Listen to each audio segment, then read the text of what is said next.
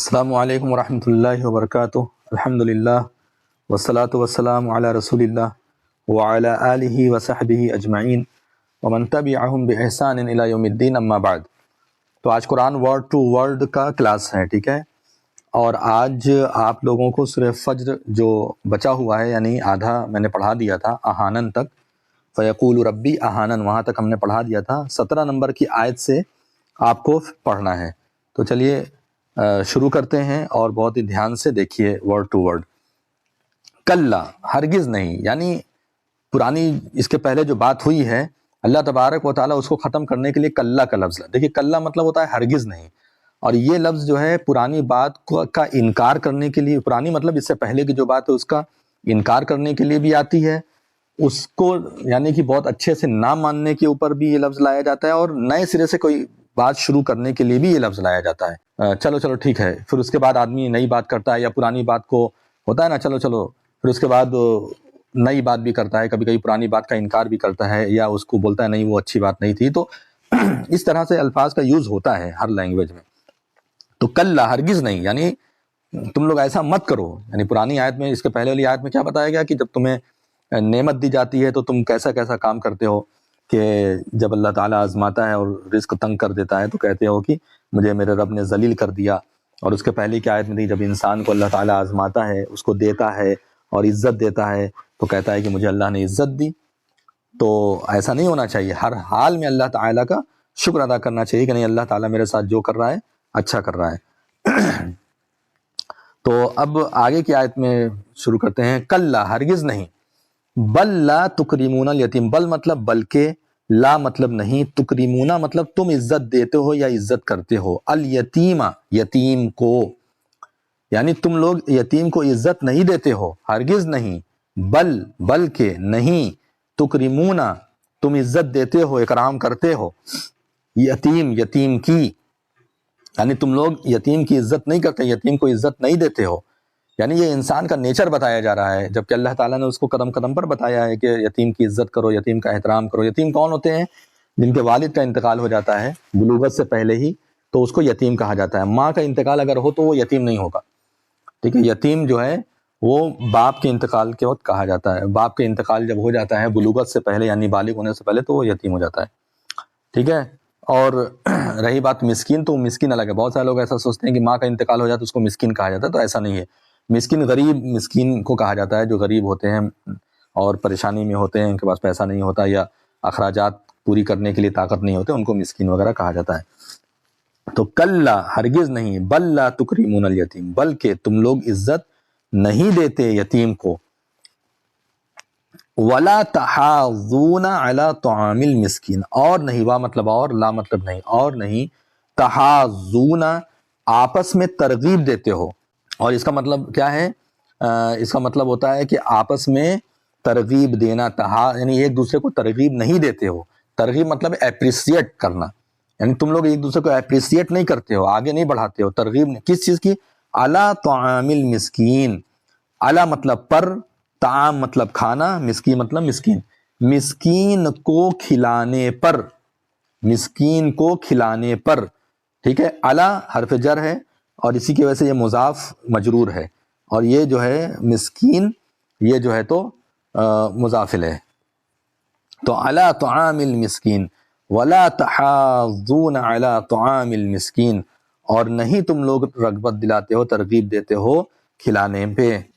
یعنی تم لوگ یہ بھی نہیں کرتے ہو، مسکین کو کھانا بھی نہیں کھلاتے ہو، نہ کھلاتے بھی نہیں ہو اور ترغیب بھی نہیں دیتے۔ اس سے پتہ چلا کہ اسلام میں مسکین کو، غریب کو کھانا کھلانا کتنا اہم ہے، اور اس پر کام کرنا چاہیے لوگوں کو۔ پھر فرمایا اللہ تعالیٰ نے کہ وَتَأْكُلُونَ التُّرَاثَ أَكْلًا لَمًّا، وَتَأْكُلُونَ التُّرَاثَ، اور تم کھا جاتے ہو، تُرَاثَ مطلب میراث، جو میراث میں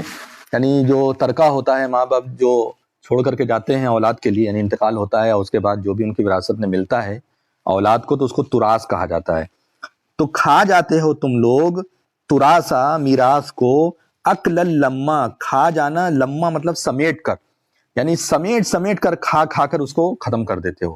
یعنی اس کا مطلب کیا ہے؟ تم لوگ انصاف کے ساتھ دیتے نہیں ہو، جیسے انصاف کے ساتھ دینا چاہیے ویسے تم لوگ بانٹتے نہیں ہو۔ آپ دیکھیے لڑکیوں کا حصہ ایسے بھی مار لیتے ہیں، بہن کا حصہ ایسے بھی مار لیتے ہیں، کوئی مانگنے جاتا ہے اس کو دیتے نہیں ہیں۔ تو وہی یہاں پر کہا ہے وَتَأْكُلُونَ التُّرَاثَ، اور تم کھا جاتے ہو میراث کو، تراثہ مطلب میراث کو، اکلن لما، اکلن مطلب کھانا ہوتا ہے، یہ مصدر کی طرح ہے، لما جو ہے یہ سمیٹ کر، یعنی کہ جیسے انسان جلدی جلدی کھا جاتا ہے، سمیٹ سمیٹ کر کھا جاتا ہے، ویسے وَتَأْكُلُونَ التُّرَاثَ أَكْلًا لَمًّا۔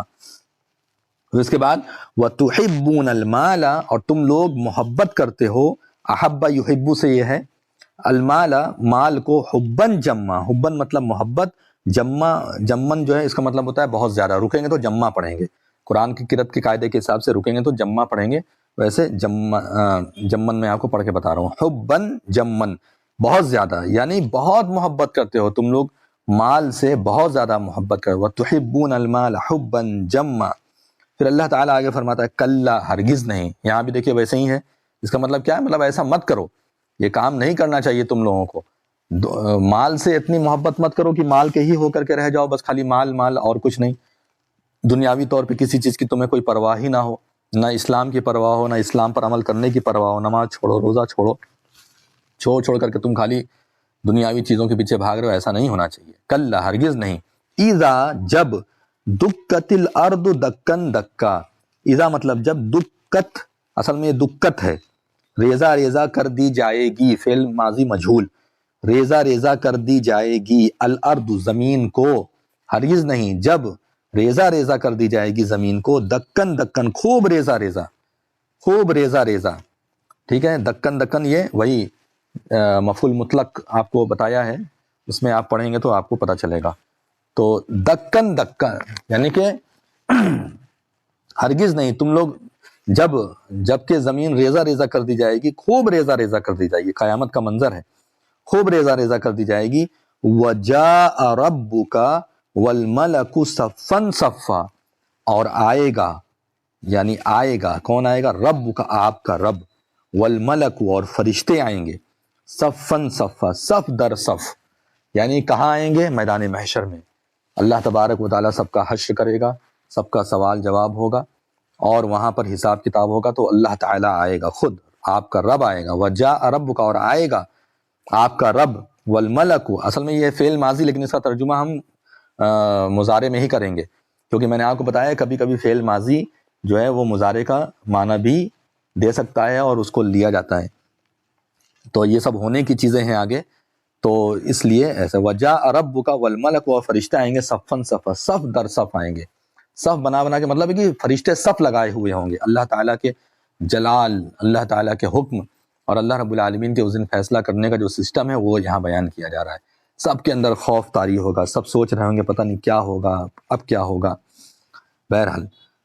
وَجِيءَ يَوْمَئِذٍ بِجَهَنَّمَ،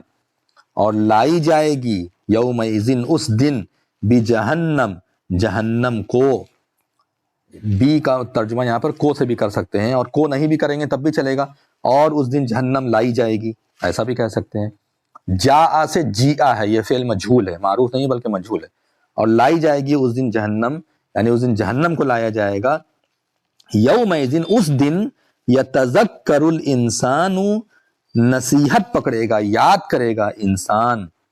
وَأَنَّ، وا مطلب اور، انا کا مطلب ہوتا ہے کیسے، کیسے کس طرح، وَأَنَّ اور کہاں،